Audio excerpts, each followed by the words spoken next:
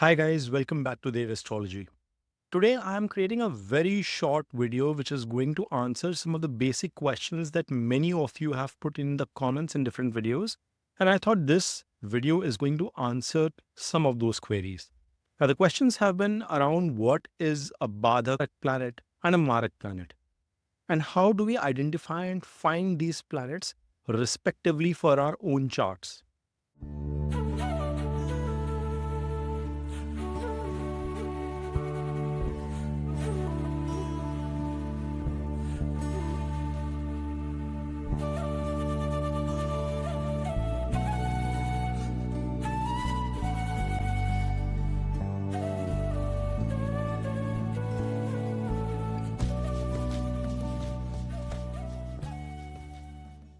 So guys, as get started, I'm going to break this video into three parts.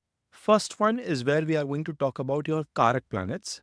Then we are going to discuss what are your Marak planets. And lastly, what does Badhak planet do?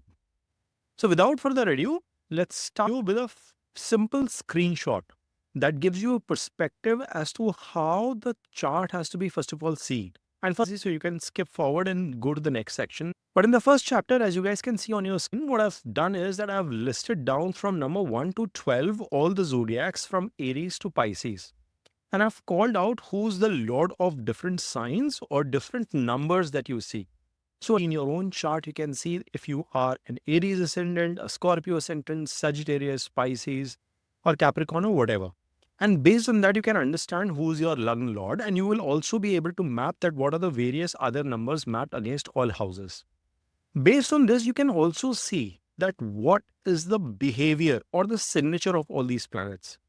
So these planets are again classified into movable, fixed, and mutable or dual signs. Now, what does that mean? Very simple. 1, 4, 7, 10 is what are termed as movable planets. The next phase, which is starting from number 2, 2, 5, 8, 11, your fixed signs. And the third category is 3, 6, 9, 12, which is your mutable signs, and it can be reflected against each of those numbers in the table that I've shown in the screen. So if you've understood this, we will move on to the next chapter. If you look at your Trine houses, which is 1, 5, and 9, or the number which is written in your first house, is the superhero of your chart. But number 5 and 9 are the representations of Karak planets. Why are they called Karak planets? Simply mean that these are the planets which have the ability to provide a lot of good aspect, a lot of good outcomes throughout your lifespan in your chart. They play a very pivotal role. Yes, to a certain extent, planets sitting in this house could also have an effect, but essentially the house lords of 5 and 9, which is the Lakshmi trine as we call it, are the Karaka planets. And every time you look at your chart, within the Mahadasha or the Antardasha of these Karak planets is where you're going to find the maximum amount of success. So for a simple Kal Purush chart, which is an Aries ascendant, what you would find is that Leo and Sagittarius, which is respectively ruled by Sun and Jupiter, will become your Karak planets. Now, you could open up your chart, reflect back, and figure out what are your own Karak planets. All right.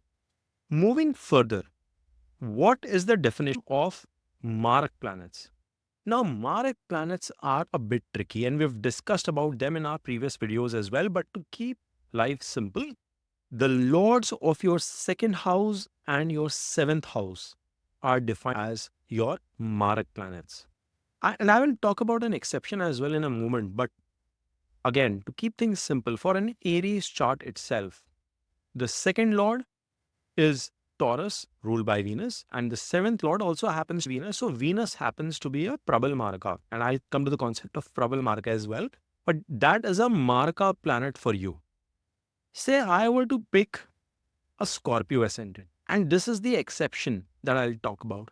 For a Scorpio ascendant, the second lord is Jupiter, and the seventh lord is Venus. However, we discussed in a moment ago as to what the Karaka planets are. And for a Scorpio ascendant, the Karaka planet, the fifth lord is again Jupiter, and the ninth lord happens to be Moon. So they are supposed to be the Karakas for this ascendant. Now Jupiter is getting repeated both as a Karaka as well as a Maraka, and that is where you will give priority to this planet over being Karaka than Maraka. Maraka is nothing but a planet that could give you certain troubles, especially physical ailments during its dasha and antardasha. So Jupiter will be omitted out of that list, and you will consider only Venus in this case. I'll take another example. For a Capricorn ascendant, when you have number 10 written in your Lagna, you see Saturn happens to be the Lagna Lord as well as the Lord of Second. So it is a Maraka as well. But since it's the Lagna Lord, or since it has the definition of well, it will not be acting as a Maraka for for a Capricorn ascendant. At the same time, the seventh Lord would be Moon, because it is Cancer sign for a Capricorn ascendant. And that would be acting as the Maraka in this case. I hope with this very simple example, along with the exceptions that I've called out, you would have got enough clarity as to how you have to figure out the Karaka planets as well as the Maraka planets. Now, guys, it is also worth noting that every time you see these combinations, it's not just that the Maraka is going to result into damaging you physically only. It's also possible that you might find enormous amount of gains. Some good deeds might happen, some auspicious things might result, events might happen in your life. And that is because they are also the rulers of second and seventh. And that is where you will find the positive impact coming from those planets. We've already discussed at length as to why we define second and seventh as the markers. Why? Because seventh is 12th to the 8th. And second is 12th to the 3rd, which is 8th from 8th. And that is why these two houses are considered as the Maraka houses. The third concept, and before I jump onto the third concept, I just forgot about it, is what is a Prabal Maraka? Now, when you have identified the Maraka planets, or the planets that are going to potentially cause some damage, you also want to figure out that what are the other houses that can be tricky for you. And based on that, you can identify which planet can be the most damaging planet for your chart. So you have to look at not just second and seventh, but you have to also look at the other non-Kendra houses and then figure out who are the lords of that. So in that case, you have to look at your 3rd house, 8th house, 11th house, and 12th house. And we are already counting in the 2nd and the 7th. So essentially, we've broadly taken 7 houses. House number 2, 3, 6, 7, 8, 11, and 12. And then respectively for your own zodiac sign, for your own ascendant, figure out who are the lords for these houses. Once you identify that which planet is repeating itself the most, that particular planet becomes Prabal Maraka, or the most dangerous planet for your chart. However, I want to still put a caveat that if any of these planets are ruling your 1, 5, and 9, which is your trine houses, then they will get exception from that list. And this way you can identify which is your Prabal Maraka, or the more riskier planet on top of the Maraka itself.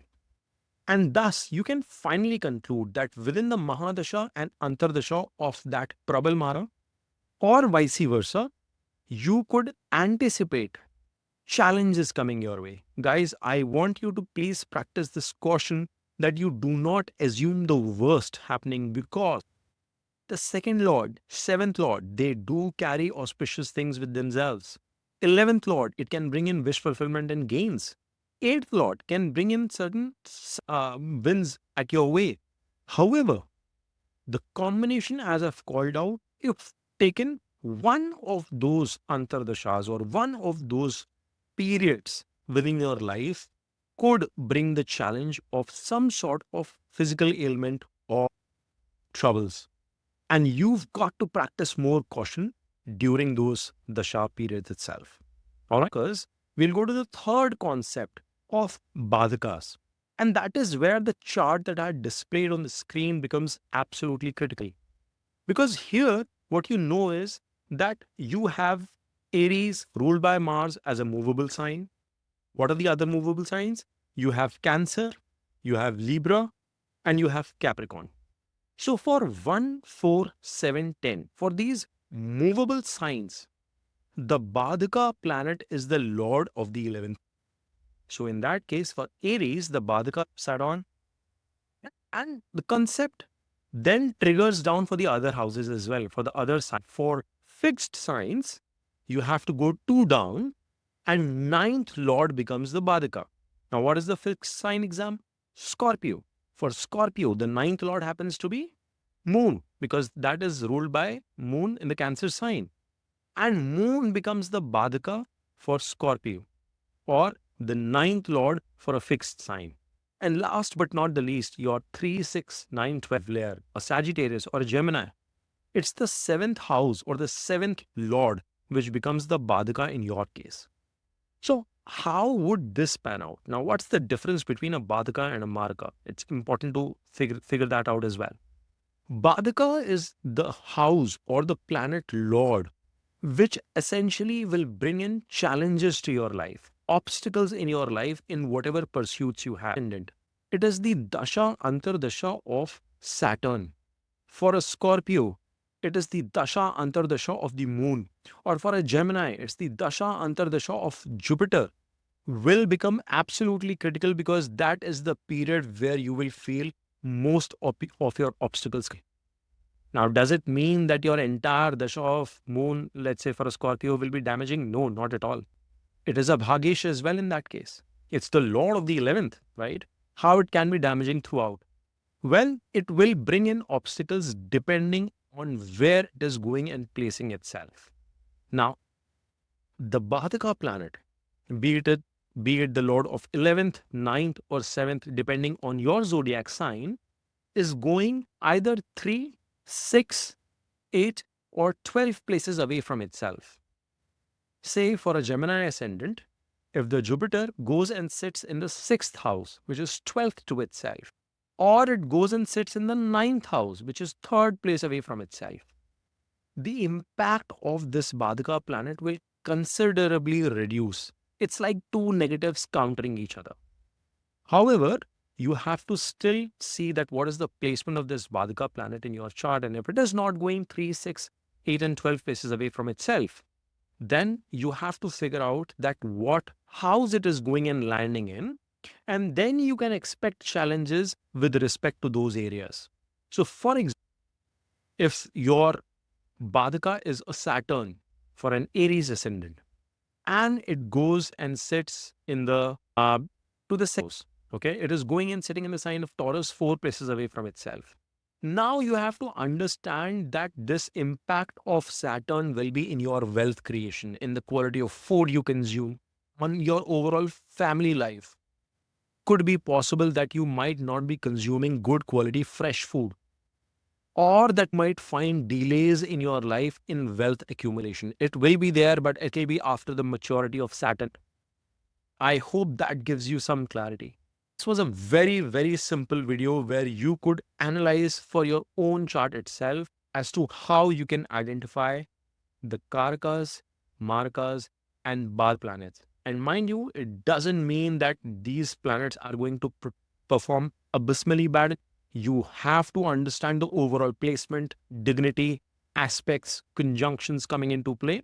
But this simple video is going to give you an understanding as to how you can read and understand the behavior of your charts better. Smash on that like button and subscribe to Dev Astrology.